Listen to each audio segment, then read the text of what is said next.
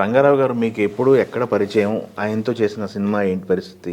మీరు చేసిన సినిమాల్లో ఆయన ఎస్వి రంగారావు గారితో నేను చేసిన సినిమా బాపు గారు డైరెక్ట్ చేసినటువంటి సంపూర్ణ రామాయణం అండి. ఓ సంపూర్ణ రామాయణం చేశారా? సంపూర్ణ రామాయణం. అది బాపు గారు, ముళ్ళపూడి వెంకటరమణ గారు, ఆరుద్ర గారు, సో వాళ్ళందరూ లెజెండ్స్, వాళ్ళందరూ చేసినటువంటి సినిమా. టెక్నీషియన్స్. అందులో సంపూర్ణ రామాయణం తీయటానికి వాళ్ళు ప్రిపేర్ అయ్యి ఆల్రెడీ సంపూర్ణ రామాయణం టోటల్ స్క్రిప్ట్ రెడీగా ఉంది రామారావు గారి దగ్గర అని తెలుసుకుని బాపు గారు, రమణ గారు, ఎన్టీ రామారావు గారి దగ్గరికి వెళ్ళి, సార్ మీరు మీ దగ్గర టోటల్ స్క్రిప్ట్ సంపూర్ణ రామాయణం రెడీగా ఉంది అని తెలిసింది మాకు, మేము కూడా తీద్దాం అనుకుంటున్నాము, మీరు తీస్తామంటే మేము ఆగిపోతామండి, లేకపోతే మమ్మల్ని ప్రొసీడ్ అవ్వమంటే మేము ప్రొసీడ్ అవుతామని అంటే, అప్పుడు రామారావు గారేమో నేను అది ఇప్పుడు టచ్ చేయట్లేదండి, మీరు తీస్తున్నారా, ఎవరు రాముడు అని అంటే సోమనబాబు రాముడు అండి, చంద్రకళ సీత, ఎస్వి రంగారావు గారు రావణాసురుడు ఉన్నాడు. ఆహా అని అన్నారు. అంటే ఎస్వి రంగారావు గారు రావణాసురుడు వేస్తే సీత అక్కడ అంజలి వెయ్యాలి, ఇక్కడ సీత ఏమో చంద్రకళ, సో సోమనబాబు రాముడు, రావణాసురుడేమో పెద్ద విగ్రహం. ఆ బ్యాలెన్స్ ఎట్లా ఉంటుందో అనే ఉద్దేశంతో బహుశా ఆయన అనుంటారు. తర్వాత మొత్తానికి సరే యూ కెన్ ప్రొసీడ్ అని చెప్తే వీళ్ళు మొదలు పెట్టారండి. నేను అసిస్టెంట్ డైరెక్టర్ అప్పటికి. నేను అక్కడికి ఫస్ట్ డే అలాగా వెళ్ళాను. వెళ్ళి ముళ్ళపూడి వెంకటరమణ గారిని కలిసి నమస్కారం అన్నాను. ఎవరో బాబు మీరంటే, నేను అసిస్టెంట్ డైరెక్టర్ అండి, మీ సినిమా చేయడానికి వచ్చాను అన్నాను. ఎవరి దగ్గర చేసావన్నారు.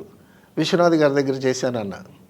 అంటే విశ్వనాథ్ గారితో వాళ్ళు బాగా కలిసి పనిచేస్తారు, మగ మనుషుల వాటిలో బాగా పరిచయం. సరే రా అని అన్నారు. ఎప్పటి నుంచి రమ్మంటారండి అన్న. ఇప్పుడు వచ్చా కదా కంటిన్యూ అయిపోవారు అన్నారు. ఆ విధంగా వెళ్ళిన ఫస్ట్ డేనే నాకు వాళ్ళు పనిలో పెట్టుకున్నటువంటి పరిస్థితి అనమాట. సరే బాపు గారు ఆయనే రాస్తారు కదా స్క్రిప్ట్.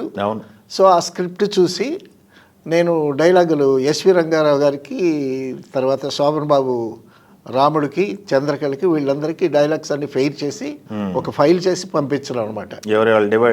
డివైడ్ చేసి పంపించడం. ప్రతి ఒక్కరికి ఒక ఫైల్ చేసి పంపించేవాళ్ళు.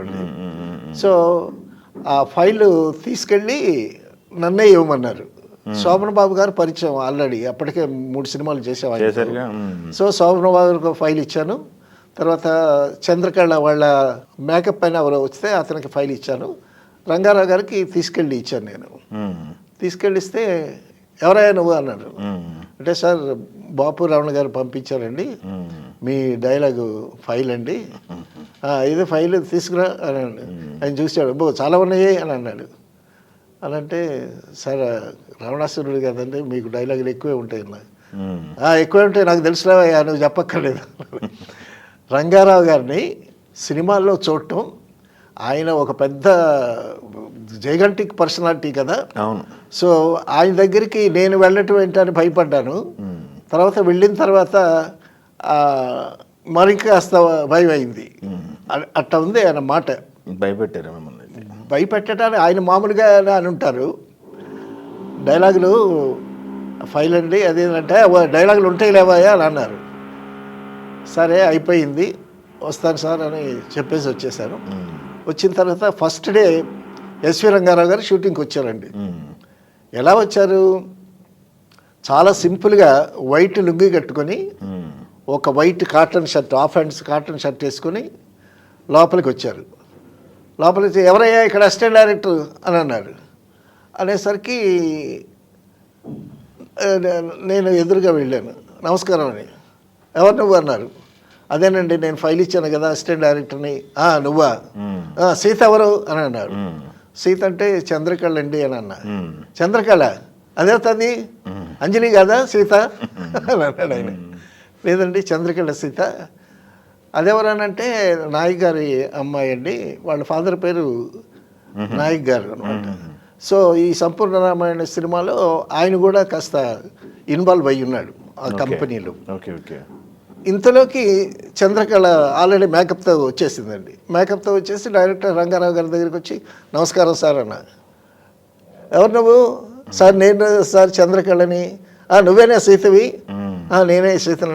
బాగున్నావు అవును, ఆయన కంగారు ఉంటాయి కదా మాటలు. అసలు మాటలు అసలు మామూలుగా మాట్లాడినా సరే చాలా ఫ్లూయెంట్గా వచ్చేస్తాయి ఆయనకి డైలాగులు. స్పీడ్. సరే మేకప్ రూమ్కి వెళ్తాను నేను, ఆ డ్రెస్ అంతా రెడీగా ఉందా అని అంటే వస్తుంది సార్ అని చెప్పాము. ఆయన వెళ్ళిపోయాడు. వెళ్ళిపోయిన తర్వాత కాసేపు వేరే షాట్ అరేంజ్ చేశారు బాబు గారు.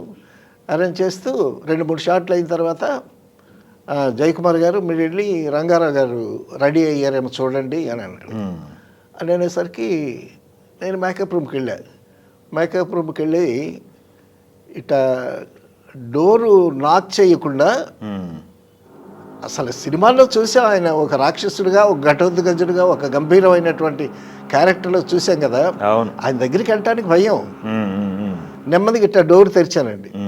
డోర్ తెరిచేసరికి ఎదురుగా అద్దంలో ఆయన టిఫిన్ చేస్తున్నాడు. అదంతా కనిపించింది నాకు. సరే టిఫిన్ చేస్తున్నాడు కదా అని నేను డోరు దగ్గరికి వేశాను. ఎవరది అని అన్నాడు ఆయన. అనేసరికి మళ్ళీ డోర్ తెరుచుకుని లోపలికి వెళ్ళా. సార్ నేనండి అసిస్టెంట్ డైరెక్టర్ని. ఏంటి అని అన్నాడు. ఏం లేదు, మీకు టిఫిన్ అది వచ్చిందో లేదో చూద్దామని వచ్చాను. నువ్వు అసిస్టెంట్ డైరెక్టర్ కదా, టిఫిన్తో నీకేం పని అని అన్నాడు ఆయన. లేదండి బాపు గారు మీరు రెడీ అయ్యారో లేదో చూసి రమ్మన్నారు అని అంటే, మరి అలా చెప్పు, మరి టిఫిన్ అంటావేంటి అన్నాడు. ఆయన మామూలుగానే మాట్లాడతాడు. సో మనకి కొంచెం స్క్రీన్ మీద ఆయన్ని చూసినటువంటి ఫీలింగ్లో ఉంటాం కదా. సో ఆ విధంగా అయిపోయింది. మేకప్ వేసుకొని రంగారావు గారు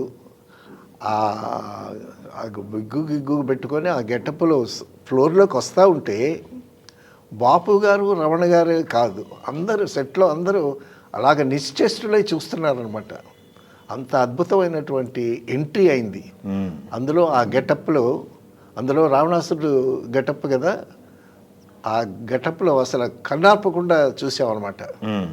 అటువంటి ఫిగర్ ఆయన. అప్పుడే ఫస్ట్ రావణాసుడు గెటప్ అయింది. అంతకుముందు కాదు, అంతకుముందు వేశాడు ఆయన. వేశాడు, చాలా వేశాడు. అవును. ఇప్పుడు రామారావు గారితో చేశాడు అవన్నీ. రామారావు గారితో అంతమంది తీసిన సినిమాలన్నింటిలో అవును రావణాసుడు గెటప్ ఆపోజిట్ క్యారెక్టర్స్ అన్నీ రంగారావు గారే కదా రామారావు గారికి.